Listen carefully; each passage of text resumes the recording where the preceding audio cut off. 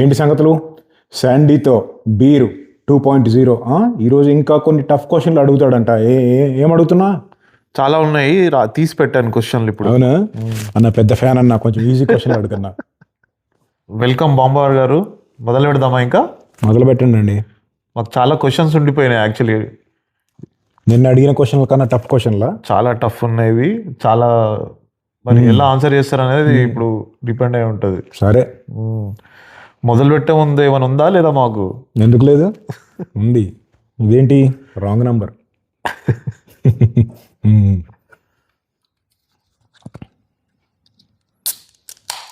సరే, నిన్న మన కామెంట్లు చూసా.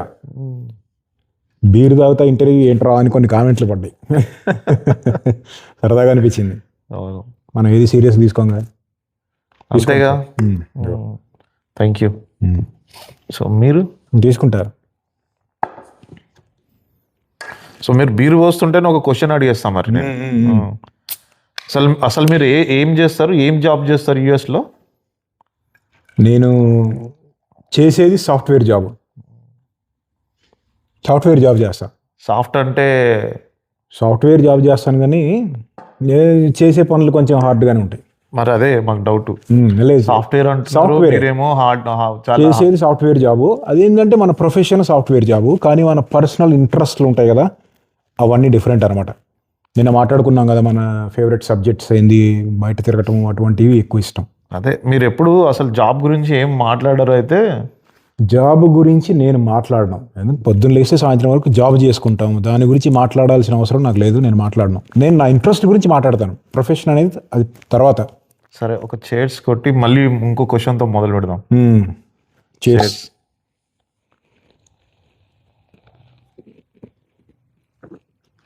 అయితే మీ క్వాలిఫికేషన్ ఏంటి? మీరు ఏం చదువుకున్నారు యూఎస్లో? ఎక్కడ చదువుకున్నారు? నా ఎడ్యుకేషన్ అంతా కూడా నిజామాబాద్లోనే. యుఎస్ వచ్చి ఇక్కడ మాస్టర్స్ చదివా. మాస్టర్స్ కంప్యూటర్ సైన్స్ అండి. మీరేమన్నా అంటే ఏ స్టేట్లో చేశారు? యూనివర్సిటీ నేను చదువుకున్నదంతా కూడా కాలిఫోర్నియాలోనే చదివా. తర్వాత చాలా చోట్ల తిరిగి అటు ఇటు. తర్వాత మళ్ళీ కాలిఫోర్నియాలోనే సెటిల్ అయ్యా. మొత్తానికి అయితే కాలిఫోర్నియానే. ప్రస్తుతానికి కాలిఫోర్నియాలోనే ఉన్నా. అల్టిమేట్గా మళ్ళీ వెనక్కి వెళ్ళిపోయే ఉద్దేశం ఉంది నాకు, ఇండియాకి. ఓకే, మొత్తానికి ఇండియా వెళ్ళాలి. అవును. అసలు యుఎస్ ఎందుకు వచ్చారు మీరు? ఏం చేద్దాం అనుకొని వచ్చారు? ఏదో ఒకటి చేసేద్దామని వచ్చా. సరదాగా ఏం లేదు, అది మాస్టర్స్ అయిపోయిన తర్వాత ఇక యుఎస్లో కూడా హయ్యర్ స్టడీస్ చదివి కొంచెం నాలెడ్జ్ గెయిన్ చేద్దామని చెప్పి అలా వచ్చాను అనమాట. అంటే మిమ్మల్ని చూస్తే చాలా నాలెడ్జ్ పర్సన్ లాగా అనిపిస్తుంది. నాలెడ్జ్ పర్సన్ లాగా అంటే జనరల్ నాలెడ్జ్ ఎక్కువ, కొంచెం ఇంట్రెస్ట్ అనమాట, అందుకని నేర్చుకుంటూ ఉంటాను. మీరు యూఎస్లో మాస్టర్స్ చేస్తారు కదా, చాలా ఎక్స్పీరియన్స్ ఉంది. మీరు ఎవరికి గైడెన్స్ ఎందుకు ఇవ్వరు? గైడెన్స్ ఎందుకు ఇవ్వను అంటే, ఓకే, మామూలుగా ఒకళ్ళను ఒకటి చెయ్యి అని చెప్పి నేను ఎప్పుడు సజెస్ట్ చేయను ఎవరికి. ఎందుకంటే కొన్ని విషయాలు లైఫ్లో నేర్చుకున్నా నేను. ఎవరికన్నా ఏదైనా చెప్పినప్పుడు వాళ్ళకి ఫ్యూచర్లో అంతా మంచి అయితే, అరే అన్న చెప్పాడు బాగానే అయింది అని అంటారు. పొరపాటున వాళ్ళకి ఏమన్నా అయిందనుకో, ఆడు చెప్తేనే ఇట్ అయ్యాం, లేకపోతే ఇంకా బాగుండేవాళ్ళం అని అంటారు అనమాట. సరే, ఇప్పుడు నాతో క్లోజ్గా మూవ్ అయ్యే వాళ్ళకి సజెస్ట్ చేస్తాను అడిగితే, కానీ అటువంటి గురించి నేను ఎక్కడ మాట్లాడను. అయితే మీరు ఎక్కువ విస్కీ తాగుతారా, బీర్ తాగుతారా? విస్కీ పైన వీడియో చేసినట్టున్నారు ఈ మధ్యలో. మొన్న చేసా విస్కీ మీద. ఎందుకంటే మనం పెట్టిన వీడియోస్లో కొన్ని కామెంట్స్లో అడుగుతూ ఉంటారు, సింగిల్ మాల్ట్ అంటే ఏంది, లేకపోతే బ్లెండెడ్ మాల్ట్ అంటే ఏంది, ఇటువంటి కొన్ని బేసిక్ క్వశ్చన్స్ అడుగుతారు. దాని మీద చాలామందికి నాలెడ్జ్ సరిగ్గా ఉందో లేదో అని చెప్పి యూట్యూబ్లో ఒక వీడియో చేశా. మామూలుగా నాకు బీర్ అంటేనే ఎక్కువ ఇష్టం. విస్కీ కూడా ఎప్పుడైనా తాగుతూ ఉంటా. ఓకే, అందుకని దాని మీద వీడియో చేశాను అనమాట. అయితే మీరు ఎక్కువ ఇంట్రోవర్టా లే ఎక్స్ట్రోవర్టా? ఇంట్రోవర్ట్, ఎక్స్ట్రోవర్ట్, బాంబోవర్ట్. ఎస్, పెద్ద రాడే. ఏదో మీ అభిమానం అండి. మీరు ఒక్కసారి యుద్ధం అనే వర్డ్ని ఒకసారి పలకొచ్చు? దాన్ని చాలాసార్లు పెట్టాం మన వీడియోస్లో. ఎందుకంటే ఇప్పుడు ఉన్న లేటెస్ట్ జనరేషన్ మీద జరిగే యుద్ధాల గురించి మన పురాణాల్లో చాలాసార్లు ఆ పదాన్ని వాడినప్పుడు నాభిలో నుంచి వచ్చింది సౌండ్. ఒకసారి మా కోసం. యుద్ధం. అమ్మో. స్పీకర్ లేచిపోతున్నాయి. ట్రిప్లో అందరినీ ఒకే దగ్గర తినొద్దని మీరు అప్పుడప్పుడు సజెస్ట్ చేస్తూ ఉంటారు. అవునవును. అది యాక్చువల్గా ఎయిర్ క్రాఫ్ట్స్ నడిపే పైలట్స్ ఫాలో అవుతారు ఆ రూల్. ఎప్పుడైనా సరే నలుగురు ఫ్రెండ్స్ కలిసి ఒక దగ్గరికి వెళ్ళినప్పుడు నలుగురు ఒకటే దగ్గర తింటే, బయట తిరగడానికి వెళ్ళినప్పుడు ఆ ఫుడ్లో ఏదన్నా ప్రాబ్లం ఉండి ఫుడ్ పాయిజనింగ్ లాంటిది ఉంటే అందరూ ఒకటేసారి సిక్ అవుతారు. అందరూ ఒకటేసారి సిక్ అయినప్పుడు వాళ్ళని ఎవరు సేవ్ చేయాలి? అందుకని నా సజెషన్ ఏంటంటే అందరూ బయటకు వెళ్ళినప్పుడు అందరూ ఒక దగ్గర, ఎంత మంచి ఫుడ్ ఉన్నా సరే అందరూ ఒక దగ్గర తింటే ఒకళ్ళు మాత్రం ఇంకో దగ్గర తినండి. ఓకే, అట్లీస్ట్ వాళ్ళు సేవ్ చేస్తారు. అట్లీస్ట్ వాళ్ళు సర్వైవ్ అవ్వడానికి, మిగతా వాళ్ళని చూసుకోవడానికి స్కిల్స్, సర్వైవల్ స్కిల్స్ అంటారు వీటిల్ని. కొన్ని సాక్రిఫైజులు చేయాలి, తప్పదు. అదే. మరి మిమ్మల్ని చూస్తే భారీ పర్సనాలిటీ ఉంది. మీ డేట్ ఆఫ్ బర్త్ ఏంది? డేట్ ఆఫ్ బర్త్ మర్చిపోయా. ఆ ఇంద్రజిత్ గారిని అడగాలి. ఆడు నేను ఒకటేసారి పుట్టాం. ఇంద్రజిత్ గురించి చెప్పండి కొంచెం. ఇంద్రజిత్ గురించి చెప్పాలి అంటే, ఇప్పుడు నేను మన పురాణాలు అన్నీ చదివాను. ఒక్కసారి కాదు, 2 సార్లు చదివాను అర్థం చేసుకోవటానికి. అన్నీ చదివి నేను ఎప్పుడైనా సరే సైడ్లు తీసుకోను. ధర్మమా అధర్మమా అవన్నీ పక్కన పెడితే, క్యారెక్టర్లు ఉంటారు కదా, ఇప్పుడు దేవుళ్ళు ఉన్నారు, రాక్షసులు ఉన్నారు. వాళ్ళల్లో ఇవన్నీ క్యారెక్టర్స్ని తీసుకొని చూస్తే నా ఫేవరెట్ ఇంద్రజిత్ గాడు, స్టెల్త్ బాంబర్ వాడు. ఆ రోజుల్లోనే stealth 5th generation fighter jet లాంటి వాడు. స్కైలోకి వెళ్ళిపోయి కనపడకుండా యుద్ధం చేయగల వీరుడాడు. అబ్జర్వ్ చేసి యుద్ధం చేస్తాడు. అందుకని వాడంటే ఇష్టం. వాడి దగ్గర నాగాస్త్రాలు ఉన్నాయి, బ్రహ్మాస్త్రాలు ఉన్నాయి, పాశుపతాస్త్రాలు ఉన్నాయి. నాకు ఇష్టం. నా ఫ్రెండ్ ఆడు. కలుస్తుంటారు అప్పుడప్పుడు. ఈ మధ్య చాలా రోజులు అయిందిలే కలిసి. సెల్ఫ్ డిఫెన్స్ ఇంపార్టెంట్ అంటారు కదా. సెల్ఫ్ డిఫెన్స్ చాలా ఇంపార్టెంట్. జనరల్గా మామూలుగా బయట ఇప్పుడు ఎన్నోసార్లు మనం సోషల్ మీడియాలో వీటిల్లో వీడియోలు చూస్తూ ఉంటాం. ఎలా అంటే చిన్న చిన్న వాటికి కూడా సెల్ఫ్గా డిఫెండ్ చేసుకోలేరు చాలామంది, ముఖ్యంగా అమ్మాయిలు. అందుకని నేను ఏం చెప్తాను, నేను ఎక్కడికి వెళ్ళినా కానీ జేబులో పాకెట్ నైఫ్ తీయాలా? ఎక్కడికి వెళ్ళినా పాకెట్ నైఫ్ ఒకటి క్యారీ చేయండి. సెల్ఫ్ డిఫెన్స్ ప్రాబ్లము మీదకి వచ్చి, ఇప్పుడు భయం వేరు, డేంజర్ వేరు. డేంజర్ అంటే జరిగిపోతుంది పక్కనే ఉండి, భయం ఫియర్ అంటేనేమో జరిగిద్దో లేదో అనే అనుమానం. కానీ డేంజర్ అనేది రియల్. సెల్ఫ్ డిఫెన్స్ అనేది డేంజర్ మోడ్ అనమాట. ఎప్పుడైనా సరే అందుకోసము ఒక పాకెట్ నైఫో లేకపోతే పెప్పర్ స్ప్రేనో అటువంటిది క్యారీ చేయాలి. డేంజర్ సిచ్యువేషన్ వచ్చినప్పుడు ఫోన్ కాల్స్ చేసి నన్ను కాపాడండి, అది చేయండి, పోలీసులు రండి. ఎన్ని సిస్టమ్లు ఉన్నా, పోలీసులు ఉన్నా, ఎంత పెద్ద సిస్టమ్ ఉన్నా కానీ డేంజర్ సిచ్యువేషన్లో ఎవ్వరూ కాపాడలేరు. ఎవరిని వాళ్ళే కాపాడుకోవాలి. అందుకని సెల్ఫ్ డిఫెన్స్ అనేది మోస్ట్ ఇంపార్టెంట్. True, agree. ఇప్పుడు నైఫ్ పాకెట్లో ఉందా అంటున్నారు, తీస్తారా బయటికి? వద్దు. ఓకే, మీరు చాలా వీడియోస్ పెట్టారు నాకు తెలిసి ఇప్పటివరకు. మీరు ఒకవేళ మీ వీడియోస్కి వ్యూస్ రాకపోతే ఎలా ఫీల్ అవుతారు మీరు? వీడియోస్కి వ్యూస్ రాకపోతే ఫీల్ అవటమా? అలాంటిది ఏమి లేదు. ఎందుకంటే ఇప్పుడు మనం సరిగ్గా గమనిస్తే ఎంతో పెద్ద పెద్ద బడ్జెట్లు పెట్టి తీసిన సినిమాలే ఫెయిల్ అయిపోతూ ఉంటాయి. మనం ఏమీ చేయకుండా సరదాగా మనం చేసే పని బయట తిరగటానికి వెళ్ళి దాన్ని వీడియోలో పెడితే దానికి వ్యూస్ రాకపోతే నేను ఎందుకు ఫీల్ అవ్వాలి? అసలు నేను వ్యూస్ కోసం చేయను. నేను చేసే పని సరదాగా డాక్యుమెంటేషన్ చేస్తూ ఉంటాను యూట్యూబ్లో. వస్తే వచ్చి లేకపోతే లేదు. ఏమంటారు? అంతేలే. సో ఇప్పుడు నెగిటివ్ కామెంట్స్ వస్తే మీ అభిప్రాయం ఏంటి?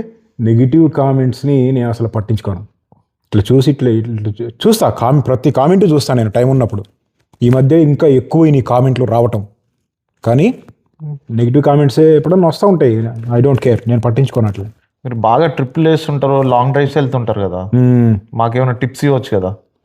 లాంగ్ డ్రైవ్కి వెళ్ళినప్పుడు నా ఎక్స్పీరియన్స్ ప్రకారము నేను సజెస్ట్ చేసేది ఎవరికైనా సరే, నా సలహా, స్టేట్ ఆఫ్ మైండ్ చాలా ముఖ్యం. ప్రతిదానికి భయపడకూడదు. ఏదన్నా చుట్టూ ఎవరు లేనప్పుడు ఒక రోడ్డులో కార్ డ్రైవ్ చేసుకుంటూ వెళ్తే పంచర్ అయిపోతే సగం ప్రాణాలు పోయినంత భయపడిపోయే వాళ్ళు ఉంటారు. భయపడిపోతే ఏమి రాదు. అంతేనా?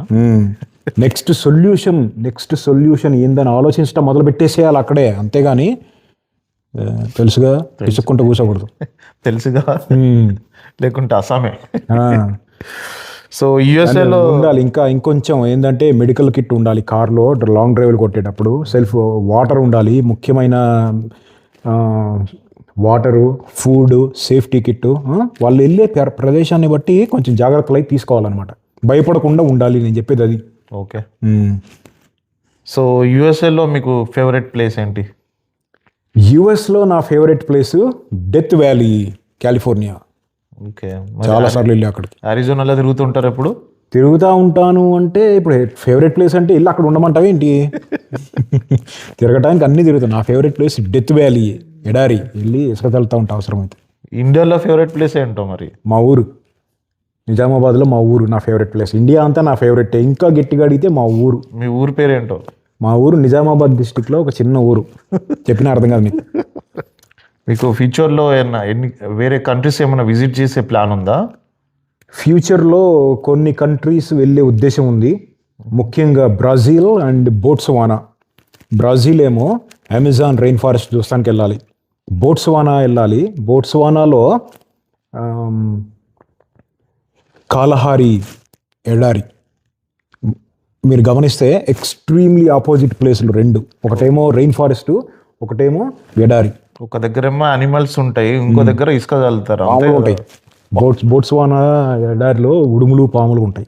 ఓకే. ఇక్కడేమో Panthers, wild life. I just love wild life. వీటితో పాటు జపాన్, ఆస్ట్రేలియా కూడా ఉద్దేశం ఉంది చూడాలని వైల్డ్ లైఫ్ కోసం. జపాన్ ఏమో సీ ఫుడ్, లేకపోతే సీ ఫుడ్ ఎక్స్ప్లోర్ చేయడానికి, సీ వరల్డ్ ఎక్స్ప్లోర్ చేయడానికి, మెరీన్ మ్యామల్స్, మెరీన్ జంతువుల్ని ఎక్స్ప్లోర్ చేయడానికి. ఆస్ట్రేలియాలో ఉండే ఎడార్లు, వాటిని ఎక్స్ప్లోర్ చేయడానికి వెళ్ళాలన్నమాట. ఓకే. సో అందరూ బాగుండాలి అనేది ఎందుకు నమ్మరు మీరు? నేను నమ్మనది. అందరూ బాగుండాలి అనేది అసలు నమ్మను. అందరూ బాగుండాలి అంటే అందులో డాక్టర్లు బాగుండాలి, లాయర్లు బాగుండాలి, క్రిమినల్స్ బాగుండాలి. వాళ్ళందరూ బాగుండాలి అంటే మనకి ఏదో అవ్వాలి. డాక్టర్లు బాగుండాలంటే ఏంటండి దాని అర్థం చెప్పు? మనకి ఏదో రోగం రావాలి. ఇష్టమా? లేదు. మరి డాక్టర్లు బాగుండాలి అనేది నమ్ముతావా? అంతే. ప్రాక్టికల్గా మాట్లాడుకుంటే అందరూ బాగుండాలి అనేది నేను నమ్మను. మీకు కొత్త పేరు పెడదాం అనుకుంటున్నా అండి. ఏంటది? B2 bomber. B2 bomber. కొన్ని కామెంట్లలో పెడతా ఉంటారు, అదే చూసుంటారు మీరు. అదేలే. యాక్చువల్గా B2 బాంబర్ అనే విషయానికి వస్తే, మా తాతయ్య వాళ్ళ నాన్న, ఆయన పేరు రామయ్య. ఆయన భారీ మనిషి అనమాట. లావుగా ఎత్తుగా ఉండేసరికి బాంబు రామయ్య అని పిలిచేవాళ్ళంట. అప్పటి నుంచే బాంబు రామయ్య అంటే ఆ రోజుల్లో లావుగా పెద్దగా ఉండేవాళ్ళని అట్లా సరదాగా అనేవాళ్ళు. ఇప్పుడు ఒక రకంగా B2 బాంబర్, ముద్దుగా సరదాగా ఉంది పిలుచుకోవడానికి. సర్లే. యానిమల్ అని ఎందుకు పిలుస్తారు మీ ఫ్రెండ్స్ నిన్ను? అంటే యానిమల్ మూవీ వచ్చింది కదా ఈ మధ్యలో, దాని చూసి ఏమైనా పెట్టారా ఏంటి? లేదు. అది ఏమైందంటే 2013-14 టైంలో మేము బయటికి వెళ్ళినప్పుడు, బయట ఒక పక్క స్నో పడతా ఉంటే అందరూ లోపల కూర్చున్నారు. నేను మాత్రం స్లీవ్లెస్ వేసుకొని బార్బిక్యూ చేస్తున్నా. లోపల నుంచి కొంతమంది, వీడేంది ఇలా ఉన్నాడు, మా చలేయట్లేదా, లాస్ట్లో -5, -6 డిగ్రీలు బయట ఉంది అని చెప్పి అనుకున్నారు. సరే అని నేను లోపలికి వెళ్ళిన తర్వాత, నీకు క్రొకడైల్ స్కిన్ ఉందా, నీకు చలేయదా అని అన్నారు ఫస్ట్ టైం నాతో. నాకు నవ్వు వచ్చింది, ఊరుకున్నా. తర్వాత మెల్లగా ఈడు యానిమల్ రా బాబు, వీడికి చలిబుట్టదు, వీడి పనులు కూడా అంతే ఉంటాయని అట్లా అన్నారు. రఫ్గా ఉంటారు కదా. అట్లా సరదాగా ఇలా స్టార్ట్ చేసి అలా పెట్టేశారు. ఇప్పుడు మన ఫోర్డ్ మస్టాంగ్, మన బండికి కూడా అదే పేరు పెట్టా, యానిమల్. అదే. ఓకే. మోస్ట్ కామెంట్స్లో మీరు ఒక వర్గానికి ఇన్స్పిరేషన్ అని అంటారు. ఏ వర్గానికి? అది అనే వాళ్ళందరికీ తెలుసు. మన వర్గం రఫ్ అండ్ టఫ్ వర్గం, రాక్షసాలజీ వర్గం. మేము కూడా ఉన్నాం కదా. అవునండి. ఉన్నారు. యుఎస్ఏలో ఎప్పుడైనా రేసిజం ఏమన్నా ఫీల్ అయ్యారా?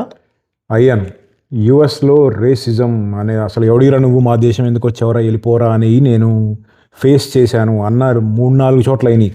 కానీ నేను అటువంటి వాటి దగ్గర రెస్పాండ్ అవ్వను. ఎందుకంటే వీళ్ళు హెవీలీ ఆర్మ్డ్ ఉంటారు, జేబులో బిన్నులు ఉంటాయి. ఆ టైంలో కోపం వచ్చిందనుకో, ఎవరిని ప్రొవోక్ చేయకూడదు. సో మీరు ఇంతకుముందు ఒకసారి బుల్లెట్ ప్రూఫ్ అని చెప్పారు కదా, అది వాడొచ్చు అంటారు అప్పుడు.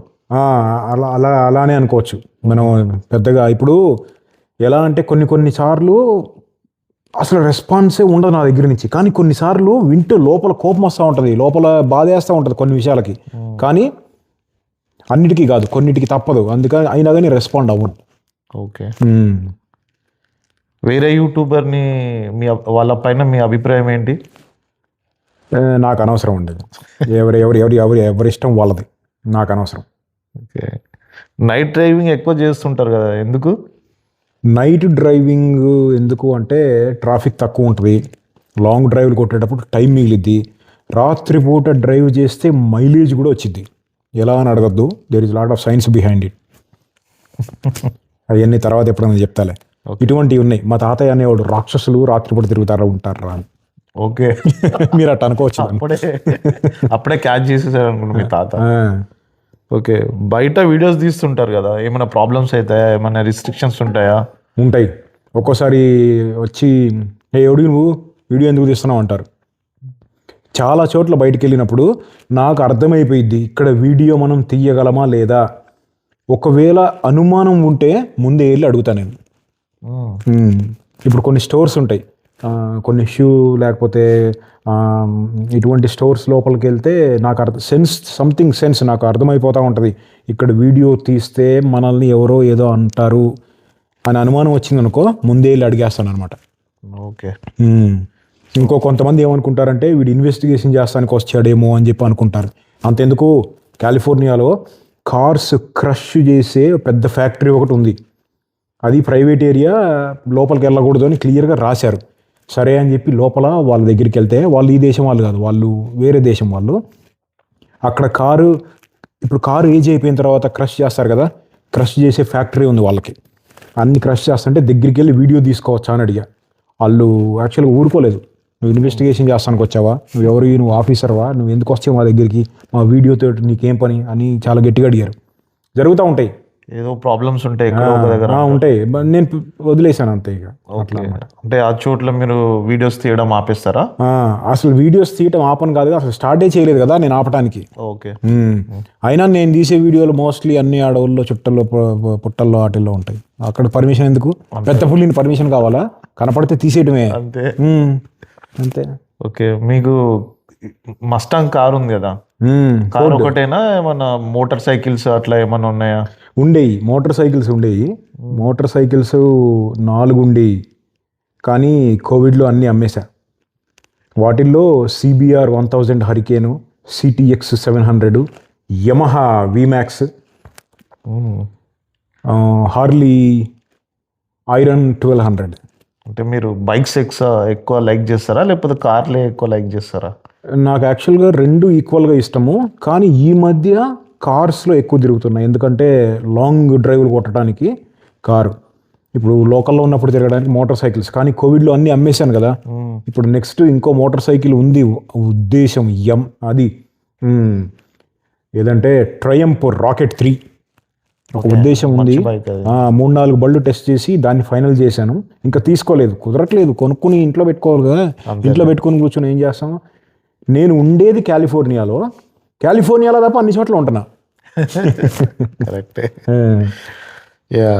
ఊదిపడే అంటే ఏంటి, చాలా వాడుతుంటారు ఇది. ఊదిపడేయటమే అంటే ఏమీ లేకుండా మొత్తం ఊడ్చి తినేయటం అనమాట. దాన్ని ఊదిపడేయటం అంటారు. నిమిషంలో అయిపోవాలంటారు అంతే. మందు బాటిల్ ఊదిపడేస్తారు కదా మన వాళ్ళు. ఈ మధ్యలో మీ వీడియోస్ లో చాలా అబ్జర్వ్ చేశాను నేను, మీరు ఇట్లా వాక్ చేస్తూ సన్ గ్లాసెస్ ఇట్లా అంటారు, ఏంటా స్టైల్? అదేం లేదు, అది గ్లాసెస్ ఇక్కడ పెట్టుకుంటాను కదా, ఇట్లా ఇక్కడ లేదు, ఉంటే చూపించేవాడిని. ఇట్లా తీసి ఇట్లా అనగానే వచ్చింది, ఇట్లా పెట్టుకుంటా. సరదాగా ఈ మధ్య కొన్ని వీడియోస్లో పెట్టాను, అది నచ్చుతుంది మన వాళ్ళకి, చాలా బాగుంటుంది. మరి మేము మీ స్టైల్ అలా ఇలా అన్నప్పుడు స్టిల్ చాలా బాగా వస్తుంది. అది నేను అట్లా పెట్టుకుంటాను, అది ఒక రకంగా అట్లా బాగుంటుంది అని చెప్పి యాక్చువల్గా నా వైఫ్ చెప్పింది నాకు. నువ్వు పెట్టుకునే స్టైల్ ఇలా ఉంటుంది, నువ్వు ఎప్పుడు గమనించావా అంటే ఎట్లా పెట్టుకుంటాను అంటే అప్పుడు దాకా తెలియదు అనమాట. చివరి క్వశ్చన్, మీ వైఫ్ని మళ్ళీ ఎప్పుడు చూపిస్తారు మాకు? వేసారుగా మళ్ళీ. ఓకే, చూపిస్తా, త్వరలో చూపిస్తా. ఓకే సరే మనం ఇంతటితో ఇవాళకి ముగిద్దాము. ఇంకా ఏమైనా ఉంటే మళ్ళీ ఒకసారి తీసుకుందాం. సరే అండి, thank you. Thank you Shiva. Cheers. Chairs.